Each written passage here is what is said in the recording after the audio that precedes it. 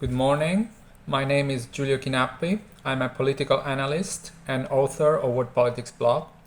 It is both an honor and a solemn responsibility to address you today on the subject of regional and international responses to Israeli state terrorism.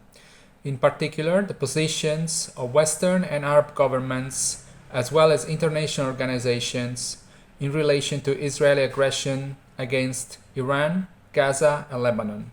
Israeli state terrorism is not an abstract concept. It manifests in concrete, repeated actions, targeted assassinations, indiscriminate bombardments of civilian areas, destruction of essential infrastructure, and the systematic use of siege and blockades to collectively punish entire populations. Whether it is the bombardment of Gaza, the targeted killing of Iranian scientists and military officials, or the repeated violations of Lebanese sovereignty, Israel has demonstrated a consistent pattern of behavior in defiance of international law.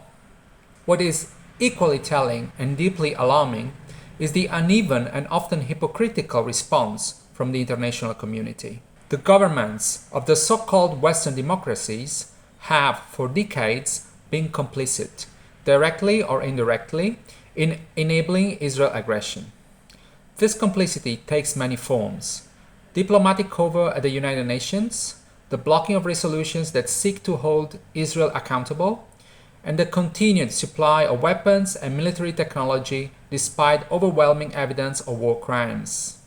The United States, Israel's most steadfast ally, has repeatedly used its veto power at the UN Security Council to shield Tel Aviv from any binding international sanctions or investigations. This political protection is matched by billions of dollars in annual military aid, effectively subsidizing the very acts of aggression that Washington claims to condemn in other contexts. European powers, too, have largely failed to break with this policy of indulgence. While some European governments have at times issued strong verbal condemnations, particularly during episodes of mass civilian casualties in Gaza, these have rarely been followed by concrete measures. Arms exports continue, trade relations remain unaffected, and in some cases, security cooperation has even intensified after Israeli offensives. A particularly telling aspect of this double standard has been the late and cautious recognition of the State of Palestine by certain Western governments. While countries such as Sweden recognized Palestine in 2014, others, including Ireland, Spain, and Norway, only made this move many years later, and often under immense public pressure in the wake of particularly severe Israeli assaults on Gaza. Even then, these recognitions have frequently been symbolic, unaccompanied by substantive policy changes, sanctions, or the suspension of military cooperation with Israel. This reluctance to act decisively and the fact that recognition has come decades after Palestine's 1988 Declaration of Independence and UN General Assembly acknowledgement speaks volumes about the West's unwillingness to confront the structural roots of the conflict. The contrast is stark when one considers how quickly the same Western capitals have recognized new states elsewhere in the world when it suited their geopolitical interests.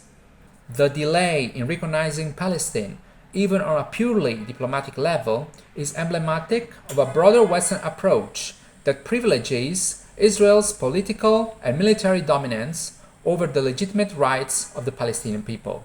Western positions on Israeli aggression against Iran follow a similarly one-sided pattern. Israel's repeated acts of sabotage, targeted killings, and cyber attacks against Iranian infrastructure have been met not with condemnation, but often with tacit approval or thinly veiled praise. These acts are justified under the pretext of self-defense or non-proliferation, despite being carried out on the territory of a sovereign state and in blatant violation of international norms. The Western narrative consistently frames Iran as the primary regional threat, while ignoring or minimizing Israel's role in escalating tensions. The United States and several European allies have even integrated Israeli intelligence into joint operations targeting Iran. This selective outrage is not lost on the global south, which increasingly views Western talk of a rules-based international order as deeply hypocritical. In the case of Gaza, Western responses have been even more revealing. The Gaza Strip, one of the most densely populated areas on Earth, has been subjected to a blockade for over 15 years, resulting in what the United Nations has described as a humanitarian catastrophe. Periodic Israeli military assaults, such as those in 2008, 2009, 2014, and in subsequent escalations, have killed thousands of Palestinians, the majority of them civilians, including large numbers of children.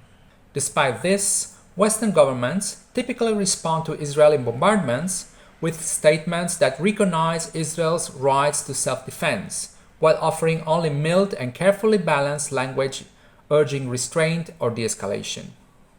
Rarely do these governments acknowledge the context. The Gaza Strip is under illegal siege, that its population is overwhelmingly made up of refugees, and that the violence is overwhelmingly asymmetrical. It is only in moments of extreme public outrage, when images of massacres or destroyed hospitals become impossible to ignore, that some Western leaders issue stronger criticisms. Yet, these criticisms are almost never followed by sanctions, arms embargoes, or support for international legal action against Israeli officials. Instead, the West continues to supply Israel with the means to carry out further aggression. The Western approach to Israeli aggression in Lebanon is similarly permissive.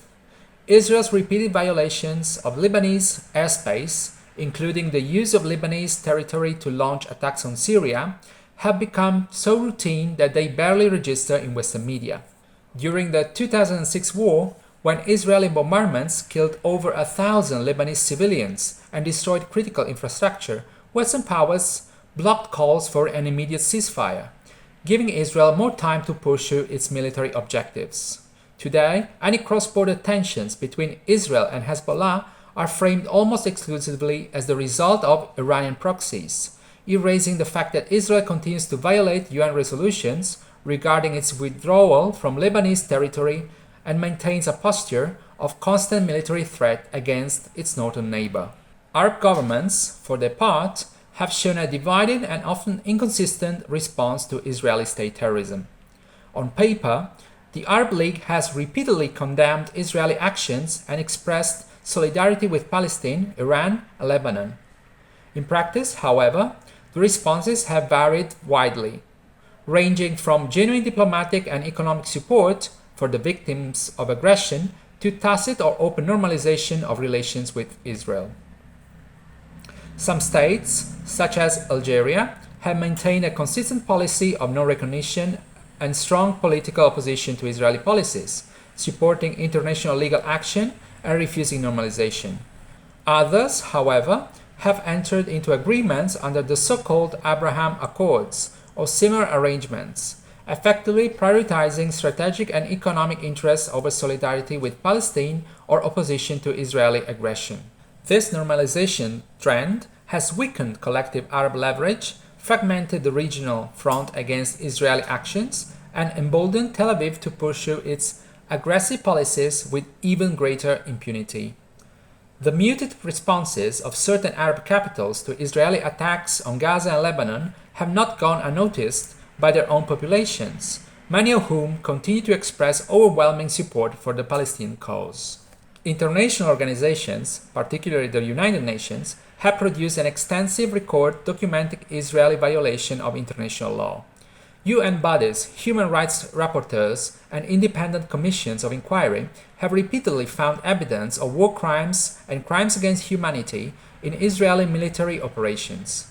However, the ability of these organizations to act decisively is hampered by the political power dynamics within them, especially the dominance of Western states in key decision-making bodies. Resolutions passed by the UN General Assembly carry more weight but lack of enforcement mechanisms. Security Council measures are frequently vetoed by the United States and occasionally other Western powers. This has created a culture of impunity where Israel can disregard international law with little fear of tangible consequences. Non-governmental organizations, both local and international, have played a crucial role in documenting Israeli abuses and advocating for accountability. Yet even these NGOs face intense political pressure, smear campaigns, and restrictions when their findings challenge the dominant pro-Israel narratives in Western capitals.